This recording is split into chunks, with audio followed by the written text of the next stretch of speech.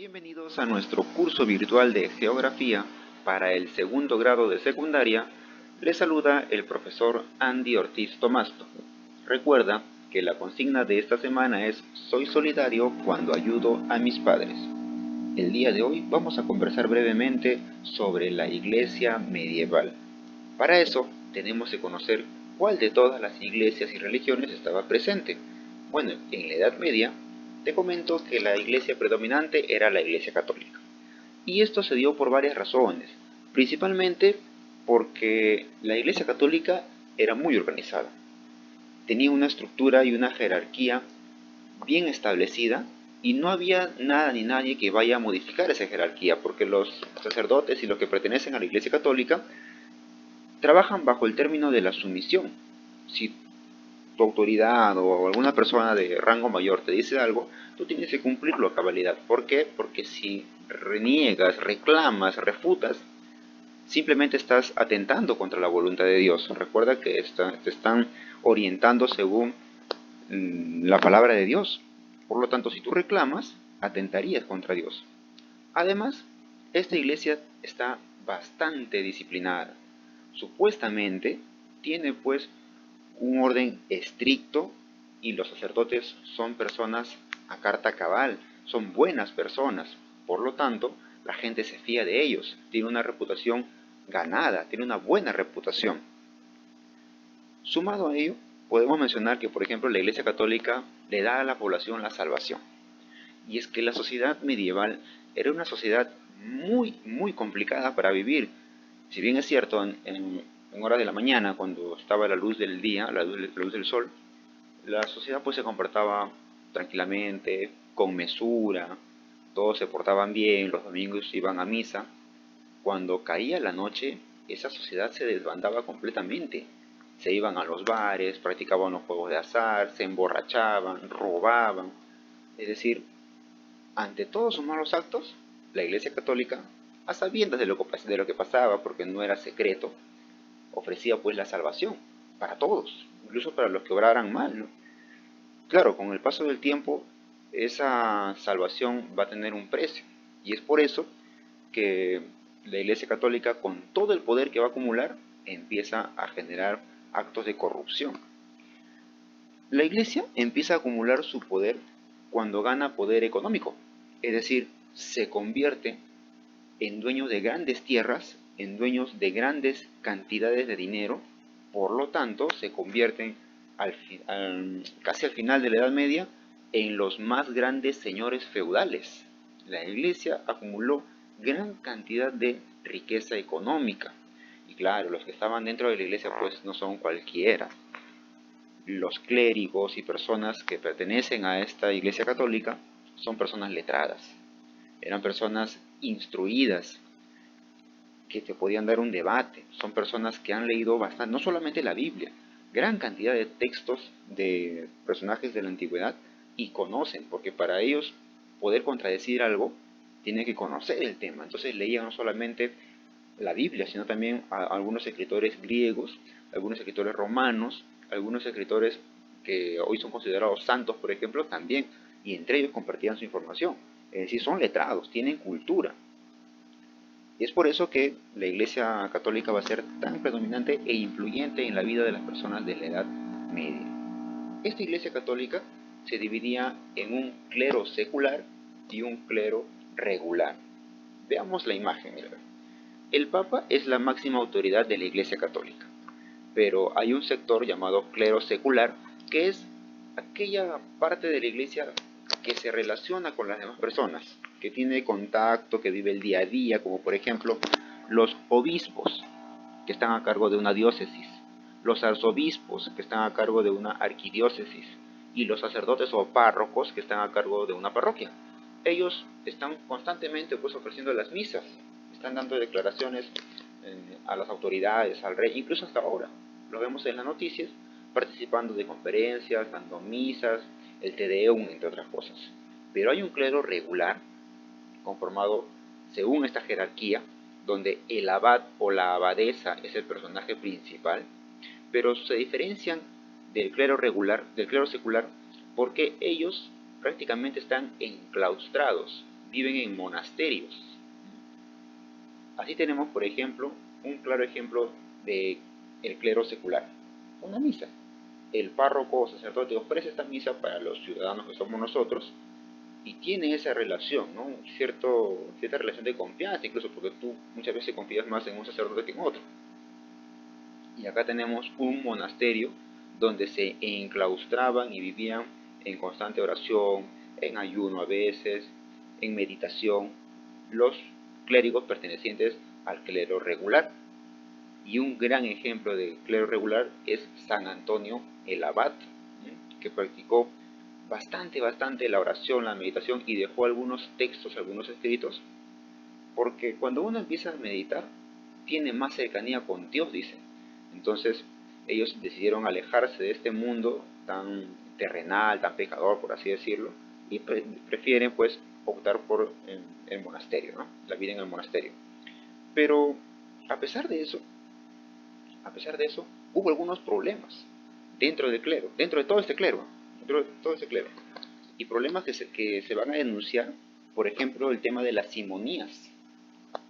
Y era un problema en el cual consiste en que para que uno sea encargado de alguna diócesis o alguna arquidiócesis o de alguna parroquia, tenías que pagar cierta cantidad de dinero. Eso ya es corrupción. Esa es la simonía. Cuando tú quieres ejercer un cargo eclesiástico de la iglesia, tienes que pagar una cantidad de dinero. Eso es corrupción. Entonces, ese problema afrontó la iglesia en esta época. Y además, afrontó el tema del nicolaísmo, una acusación que se le hacía a los sacerdotes que no querían cumplir el voto de celibato, es decir, que aún querían tener sus familias, por ejemplo, ¿no?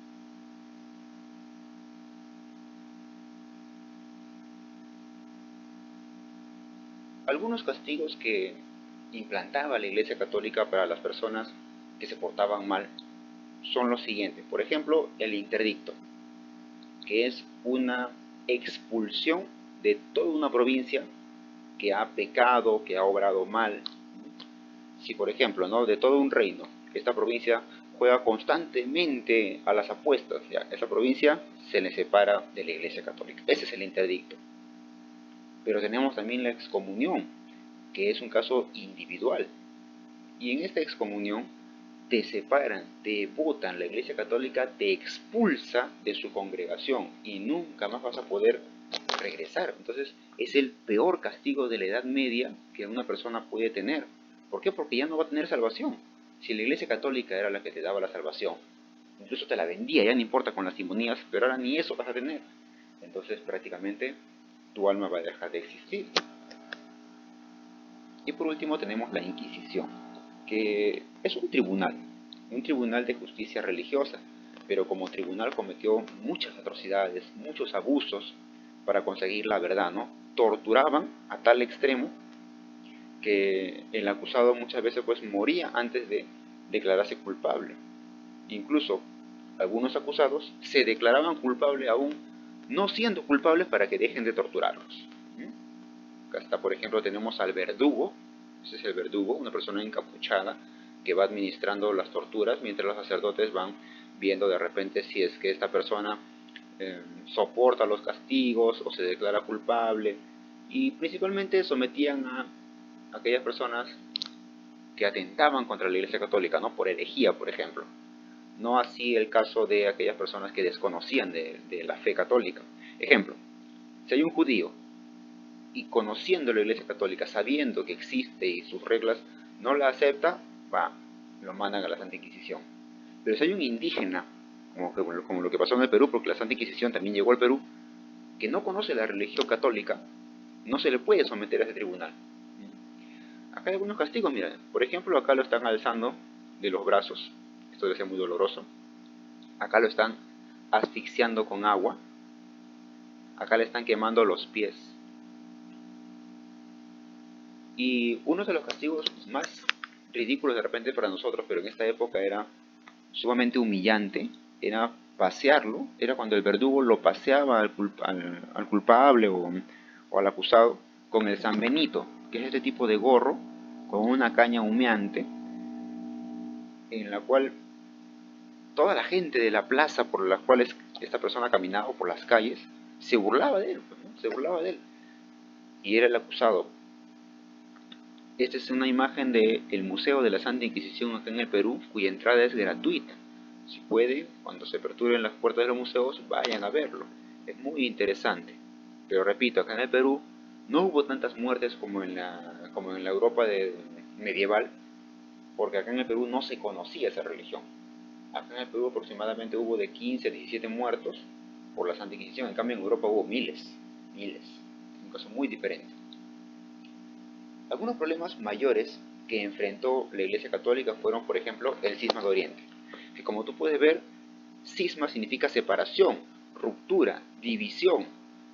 La Iglesia se va a dividir en dos. Esta gran Iglesia Católica, que era muy fuerte, se divide en dos. ¿Y todo por qué? Porque los obispos de Bizancio, es decir, de Constantinopla, no aceptaron ya al Papa de Roma. ¿Por qué? Porque antiguamente recuerda que había un Papa en Roma y un Papa en Constantinopla. Había dos autoridades, la capital se muda, se traslada. Entonces los obispos que están en Constantinopla no aceptan al Papa de Roma. A tal punto de que Miguel Cerulario, que era el patriarca de Constantinopla, decide hacer esa ruptura. Y a partir de ahí se tiene una iglesia romana de Occidente y una iglesia ortodoxa griega. Cisma que dura hasta la actualidad. Hasta la actualidad que tenemos a las dos grandes autoridades de las respectivas iglesias.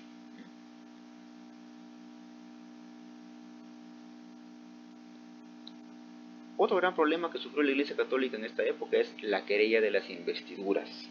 Una querella es una ofensa, una afrenta, ¿no? Y una investidura es una ceremonia en la cual se nombra autoridad a cierta persona.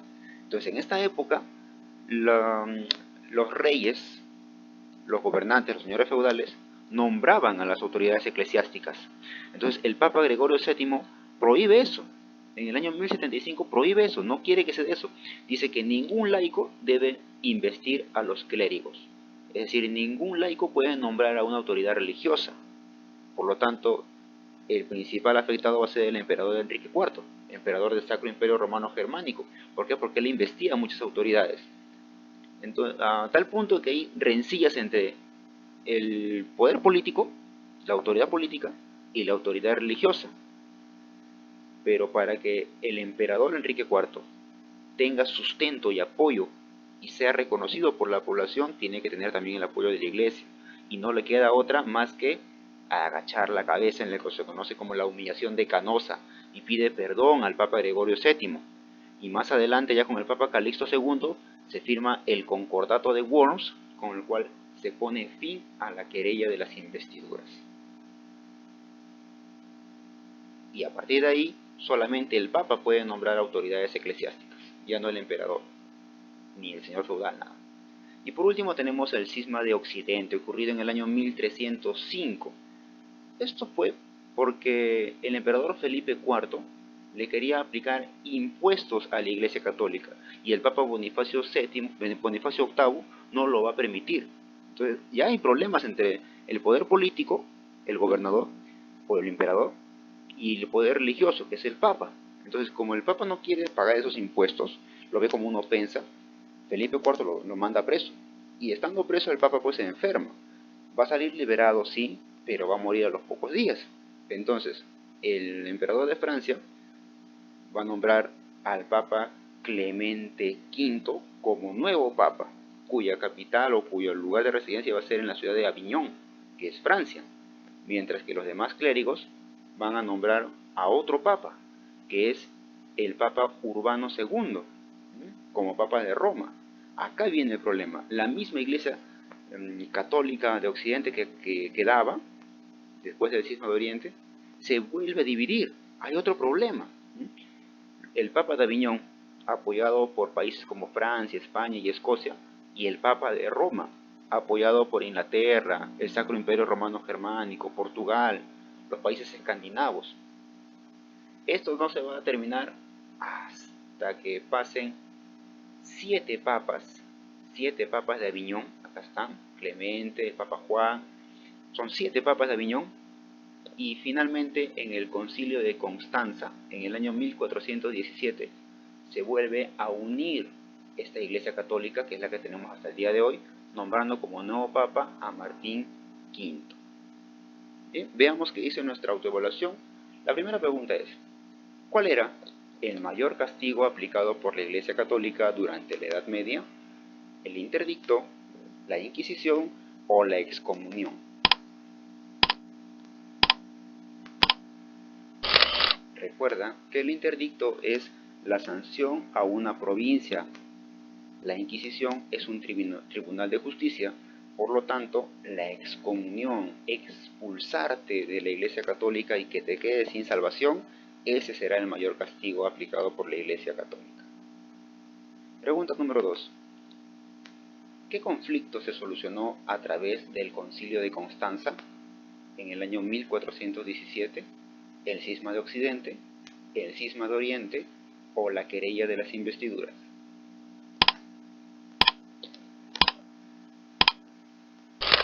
El cisma de Oriente no se ha solucionado y hasta ahora tenemos dos tipos de iglesias.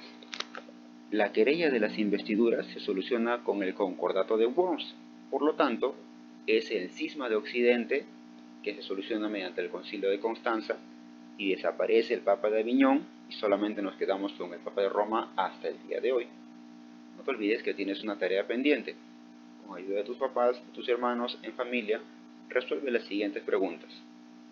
Desarróllalo, practica y estudia mucho y nos encontramos la próxima clase. Hasta luego.